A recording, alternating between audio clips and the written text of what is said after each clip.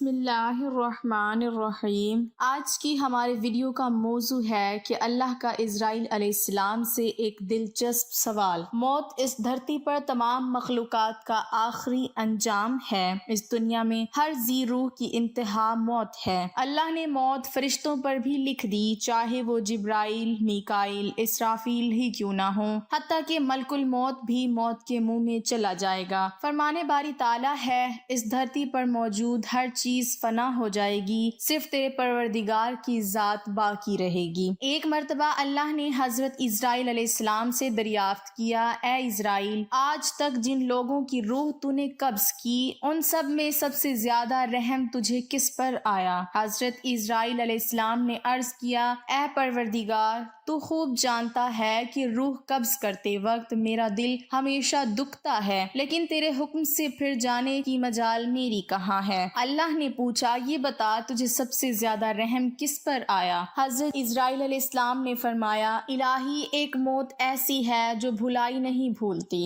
اور وہ غم ایسا ہے جو تنہائی میں بھی میرے ساتھ رہتا ہے۔ ایک کشتی مردوں اور عورتوں سے بھری ہوئی سمندر میں سفر کر رہی تھی۔ آپ نے حکم دیا، اس کشتی کو فنا کر دے۔ میں نے کشتی کو پاش پاش کر دیا۔ آپ نے فرمایا، سب مردوں اور عورتوں کی روحیں قبض کر لو، لیکن ایک عورت اور اس کے نوزائیدہ بچے کو چھوڑ دیں۔ میں نے اس حکم کی بھی تعمیل کی کہ سب کی جانیں قبض کر لیں۔ تختے پر ماں اور اس کا بچہ رہ گئے، اور پھر وہ تختہ سمندر کے کنارے پہنچ گیا، اور میں ماں اور بچے کی جان بچ جانے سے بہت خوش ہوا۔ لیکن پھر تیرا حکم آیا، اے اسرائیل، ماں کی روح قبض کر اور بچے کو اکیلا چھوڑ دے۔ اے باری تعالیٰ، تو جانتا ہے، یہ حکم پا کر میرا کلیجہ کانپ گیا۔ مجھے اس شیر خوار بچے کو اس کی ماں سے الگ کر کے اس قدر تکلیف پہنچی تھی۔ اب اس واقعے کو ایک مدت بیت چکی ہے، لیکن وہ بچہ برابر یاد آتا ہے۔ اللہ تعالیٰ نے فرمایا، کیا تو جانتا ہے وہ بچہ اب کہاں ہے اور کس حال میں ہے؟ حضرت اسرائیل علیہ السلام نے فرمایا، نہیں۔ اللہ نے فرمایا، اے اسرائیل، سن، جب تو نے ماں کی روح قبض کی اور بچے کو تنہا چھوڑ دیا تو ہم نے سمندر کی ایک موج کو حکم دیا کہ اس بچے کو احتیاط سے ایک ویران جزیرے میں ڈال دے۔ اس جزیرے میں ایک سرسبز اور گھنا جنگل تھا، یہاں صاف شفاف میٹھے پانی کے چشمے بہتے اور بے شمار پھلدار درخت تھے۔ اس جزیرے پر ہم نے اپنے فضل و کرم سے محض اس بچے کی خاطر لاکھوں خوشنما اور حسین پرندے بھیجے جو ہر وقت چہچہاتے اور نیا راگ سناتے۔ ہم نے چنبیلی کے پھولوں اور پتوں کو حکم دیا کہ اس بچے کا بستر تیار کرو تاکہ وہ اس پر آرام کی نیند سوئے۔ ہم نے اسے ہر خوف اور خطرے سے محفوظ کر دیا۔ آفتاب کو حکم دیا کہ اپنی تیز دھوپ اس پر نہ ڈالو، فرمایا اس پر آہستہ آہستہ چل۔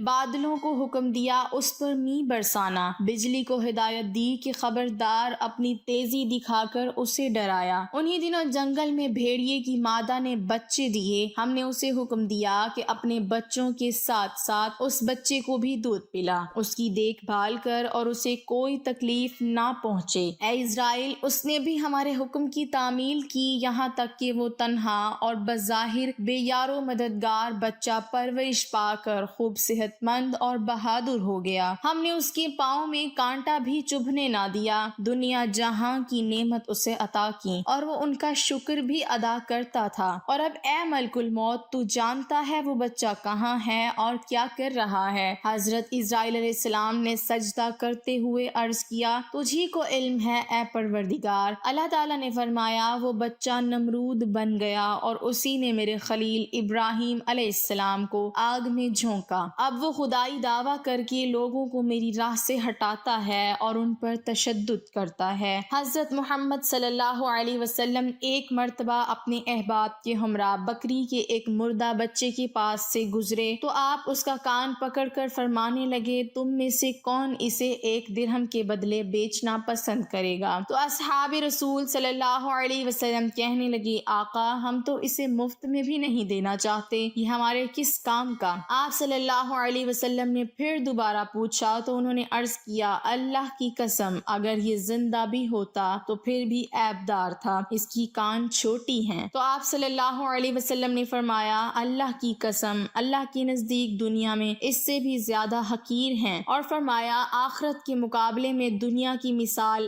ایسی ہے جیسے کوئی سمندر میں اپنی انگلی ڈبوئے اور پھر دیکھے اس کے ساتھ کتنا پانی آتا ہے۔ دنیا کی حیثیت آخرت کے مقابلے میں ایسی ہے جیسا کہ انگلی کے ساتھ لگے ہوئے پانی کے قطرے سمندر کے مقابلے میں۔ یہ ہے دنیا کی حقیقت۔ کیا ہمیں بھی دنیا کی حقیقت کا کچھ پتہ چلا، یا یہ کہ ابھی تک شیطان ہمیں ورغلا رہا ہے، وسوسے ڈال رہا ہے اور دنیا فانی کی خواہشات کو سجا سجا کر ہمارے سامنے پیش کر رہا ہے۔ آپ سے کہے جا رہا ہے کہ چھوڑو، بعض لوگ ایسے باتیں کرتے ہیں جوانی مستانی ہوتی ہے، اپنے حسن و جمال اور صحت و جوانی میں مزے لوٹیے، دنیا کی لذتیں اڑائیے، جب بوڑھے ہو جاؤ گے تمام قوت جواب دے جائیں گی، پھر حج کر لینا اور توبہ کر لینا۔ یہی ابلیس کی چالیں اور ان کے گمراہ کن جال ہیں کہ خود تو ڈوبا ہوا ہے اور دوسروں کو بھی ساتھ ملانا چاہتا ہے۔ قرآن پاک کہتا ہے وہ تو اپنے ہم نواؤں کو بلاتا ہے تاکہ اس کے ساتھ جہنم کا ایندھن بنے۔ ارشاد باری تعالی ہے قیامت کے روز جب دربار الہی سے فیصلہ صادر ہو جائے گا اور حسرت و ندامت اور آہ و بکا بے سود ہوگی، تب شیطان اپنے پیروکاروں سے کہے گا بے شک اللہ نے تم سے سچا وعدہ کیا اور میں نے تم سے جھوٹا وعدہ کیا، لیکن میں نے تم سے کوئی زبردستی تو نہیں کی، بس تم کو بلایا اور تم بھاگے چلے آئے، لہٰذا مجھے برا بلا کہنے کی بجائے اپنے آپ کی ملامت کرو۔ نہ میں تمہاری فریاد رسی کرتا ہوں نہ تم میری فریاد رسی کر سکتے ہو، تم نے جس طرح مجھے اللہ کا شریک بنایا میں اس کا انکاری ہوں، یقیناً ظالموں کے لیے دردناک عذاب ہے۔ اللہ تعالی ہم تمام پر اپنا رحم فرمائے اور ہم سب کو دنیا کی حقیقت کو سمجھنے کی توفیق عطا فرمائے، آمین۔